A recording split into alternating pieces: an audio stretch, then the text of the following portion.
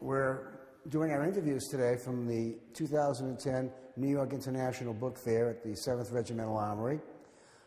It is April 10th, 2010, and our first interview is with Justin Schiller, one of the leading experts and driving forces of children's literature, an L. Frank Baum expert, and a very precocious bookseller. I first remembered seeing a picture of him when he was about 11 or 12 years old at a swan sale. But anyway, let's get down to some of the early things in your life, Justin. Can you talk a little bit about your background, family, where you come from, schools you went to, brothers, sisters, etc.? Actually, I'm an only child.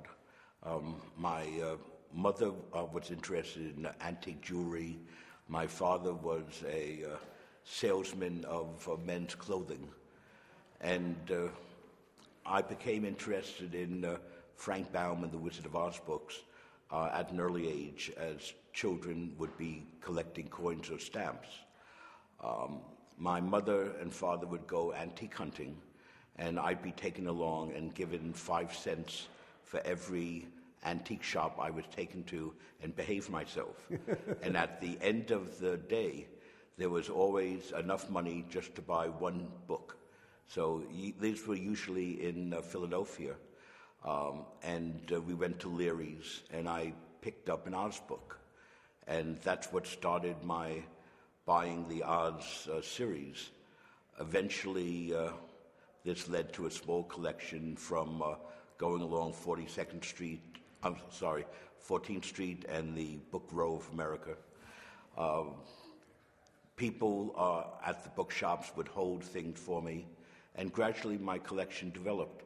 That in 1956, Columbia University had the first recognized exhibition of Frank Baum for his centenary, being born in 1856. And there was a small article in the newspaper saying that they were looking for a few items that they still couldn't find, if anyone knew their location. And one of the items I had picked up on 4th Avenue. So at the age of 12, I became the youngest lender to Columbia University Libraries in its 200-year history. And that's what propelled me very much into the rare book scene. I had met Howard Mott through that exhibition, and Roland Bauman, who was the curator of rare books, and they guided me to understand professionally the history and professionalism of antiquarian books. It was also a special year, 1956, that the MGM movie, The Wizard of Oz, was being revived, not for any association with Baum, but just as an occasional revival. They had done one again in the 1940s and originally came out in 1939. The producer wanted to have Bert Law, who was available for the showing, for the airing, to have a first edition of The Wizard of Oz to read from, to lead into the movie. And through the booksellers, I was contacted, and my parents brought me down to, I think it was CBS, with my first edition to loan to Mr. Law. And Judy Garland was performing in a nightclub in Brooklyn, and they were hoping to also get her. Instead, Miss Garland sent her daughter, Liza Minnelli, in the limousine that had been sent for her. So not quite knowing what to do with the two children on the set, they had the idea, and so it was broadcast with Bert Law beginning to read from my first edition, Wizard of Oz, with me sitting on one knee and Liza Minnelli sitting on his other knee. And that was 1956, and ever since then it continued. In 57, because of that popularity, I founded the International Wizard of Oz Club. And what was the year of that? We sent out an introductory letter in January 1957.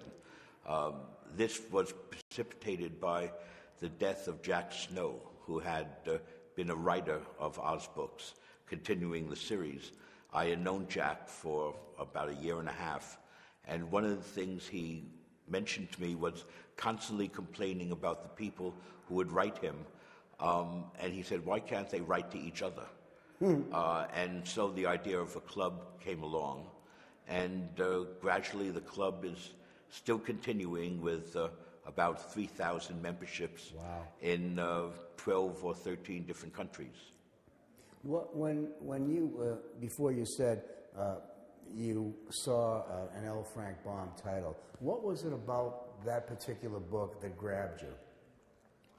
I was given a picture book when I was 8 years old of The Wizard of Oz, and I just liked the fantasy of it. It was a book that I remember taking into the bathtub, and the soapy water ruined part of it.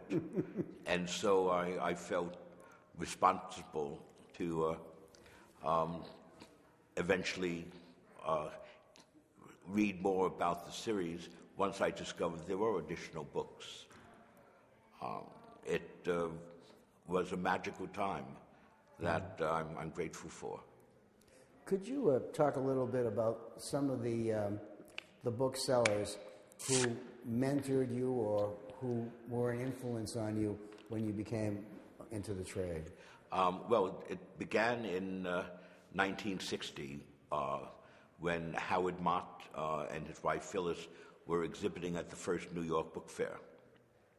I was in high school, and having developed a friendship with him and purchasing the inexpensive items from him from my Frank Baum collection, I went into the book fair, and he and his wife let me take over his booth while they went out for drinks and drinks, dinner. Of course.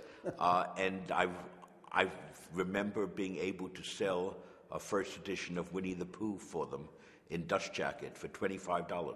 Wow. At the 1960 fair. And it was remarkable. I felt the excitement of all the dealers, and hoped one day I'd be part of it. Also, I had applied for membership in the association after the fair, and Walter Schotsky was a president of the ABAA at that time, and Walter sent me a letter, and when I was be finished with my semester at college and be back in New York, to please come and visit him.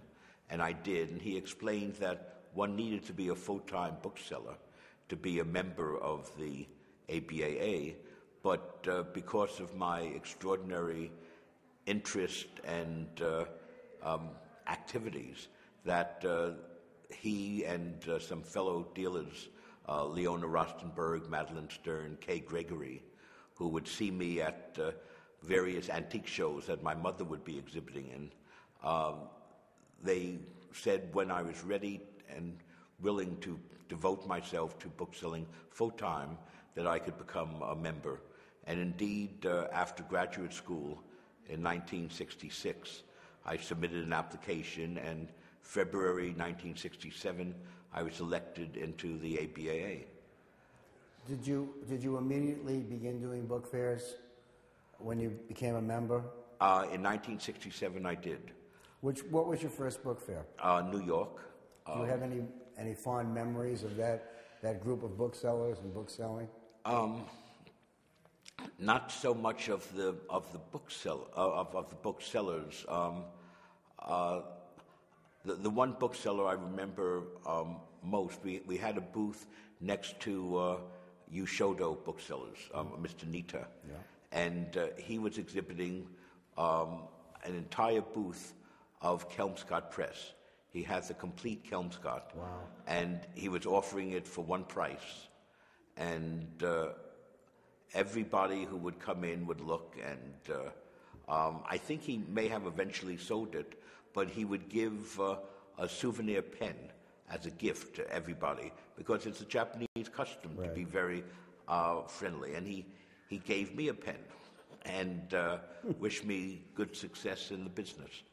And I had very fond memories of that. Here we are in 1967, Justin, and this is probably the beginning of the world of children's books. It's interesting how I became a specialist in children's books because it didn't start out that way.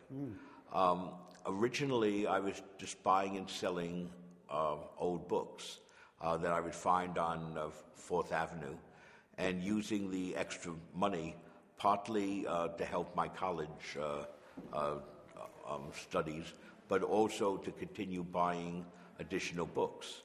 And consequently, the buying and selling of books introduced me to all the booksellers along 4th Avenue. It was handling things that I never knew before. And occasionally I'd pick up a children's book. I did a children's catalog in 1967 as well, probably right after I joined the association. And the children's catalog was from an accumulation of books I had, not with the initial idea of doing a catalog. Previous catalogs I had done was on Dutch literature, general literature, and from that 1967 catalog, I received an invitation from the Marquis Who's Who people in Chicago, saying that I had been nominated to be a listing in their Who's Who in the East. And I thought that's fantastic, and it was based on my having issued a children's catalog. So instantly I sent off money to buy a copy of the index when it came out, and I felt my commitment, because of that, focused me on being a children's book dealer. When I finally got the published record of Who's Who in the East, I started looking up all the other names of my colleagues, and nobody else was in it. And I gradually came to learn that this was simply a marketing ploy to create a publication of people who wanted their names in this type of dictionary. It has continued. I've gradually now moved into Who's Who in America. I'm in Who's Who in Education, various other publications by them, realizing it means not very much at all, but at the same time it's very good if you need to open a bank account or renting a store. To quote Who's Who in the East, Who's Who in America is something rather special. May I assume that you're computerized? I've initially felt a computer was hostile to the book world. And it took several years before I came to accept it. One of my best friends in the trade, Steve Weissman of Zimny's Rare Books, has a son named Max. And Steve encouraged me to come over, and Max gradually introduced me to computers by a video game that he had. And I bought an inexpensive computer with this video game, and over a year and a half I was able to rescue the princess and go over the mountaintop, and gradually I use computers now constantly. What percentage would you say of your business is done via the internet versus what percentage of your business is done through catalogs, the old sort of old-fashioned way of doing things? In the old days, that's to say 1960s, 70s, I would travel with an attaché case, visiting libraries, visiting collectors, gradually developing relationships. And to this day, it's none of those relationships survive to any serious degree, but the friendships that I built up with institutions And with the libraries that got collections of our clients, those still remain. We have a website. We're listed on various internet book offering engines, but mostly it's still through personal contact and word of mouth that people hear what we handle. I believe it was 2 years ago in Los Angeles, you were exhibiting and you had a large amount of material on communist China, on Mao. Yes, this... Was that a collection or was that a subspecialty? I started to develop this partly by accident. I was always interested in propaganda as a subject, and in starting to visit Asia, particularly Hong Kong, one would see relics from the Mao Zedong period. On my first trip to China in 1998, I couldn't imagine the quantity of things that I saw, and I ended up renting a warehouse in, I think it was in Shanghai, and we started to accumulate purchases of Chinese statues. Wow. And by the year 2000, it had turned into a rather serious specialty. Sotheby's had just introduced Sotheby's.com, and they asked each of the major dealers, I think, to contribute one item for a test auction. I gave them a choice. We offered them an 18th century children's book or a Maurice Sendak drawing of a wild thing, or a 1969 tapestry textile woven with the picture of Mao Zedong that would be hung outside a window whenever there would be a parade. And Sotheby's chose the Mao Zedong because of its similarity to Andy Warhol and the modern art movement.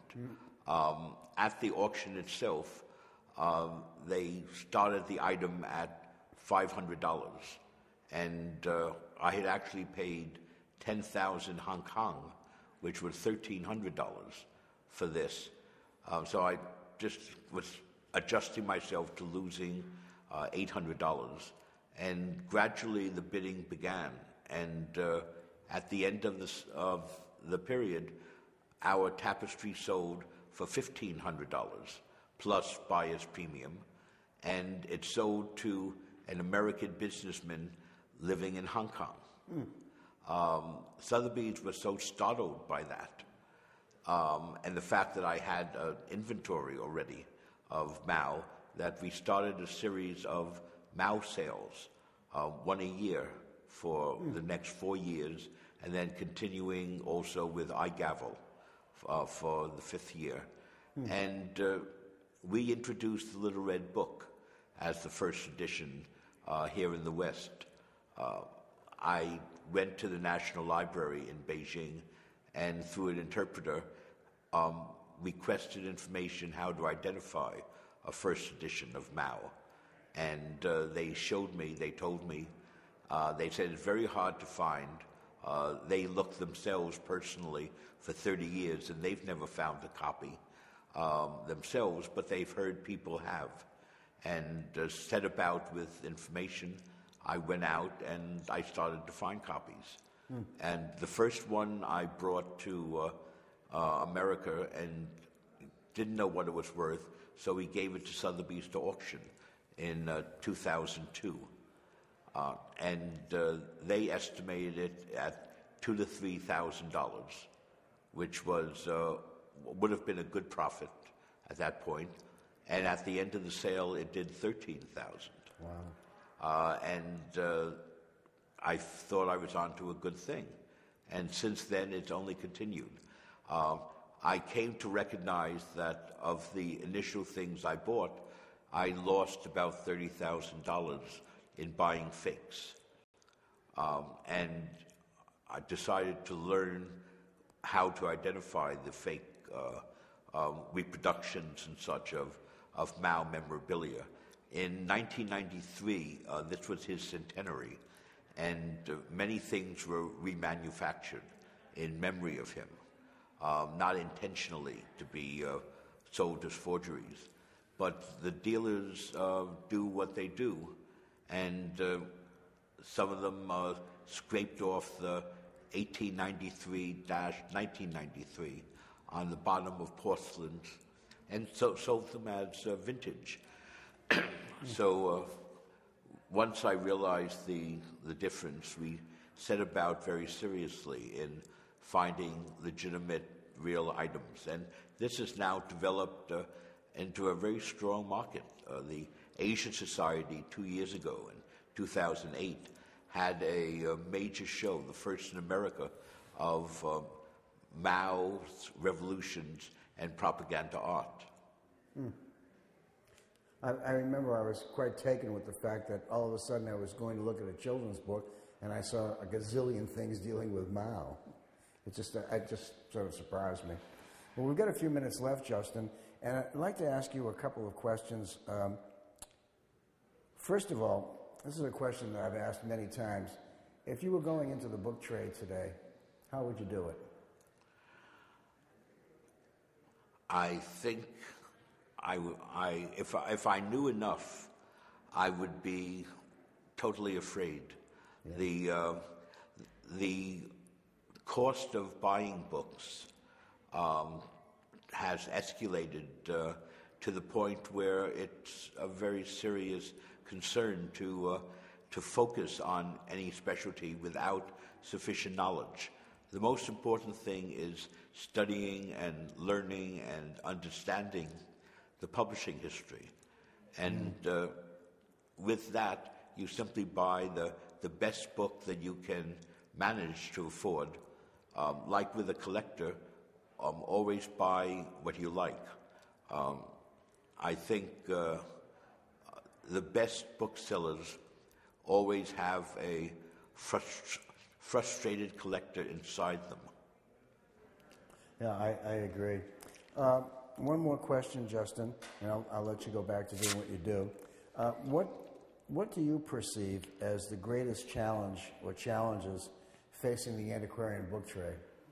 I think the most important thing at the moment is trying to educate the public, trying to make them aware of not only the relative value of old books, but also the importance of their relationship to booksellers.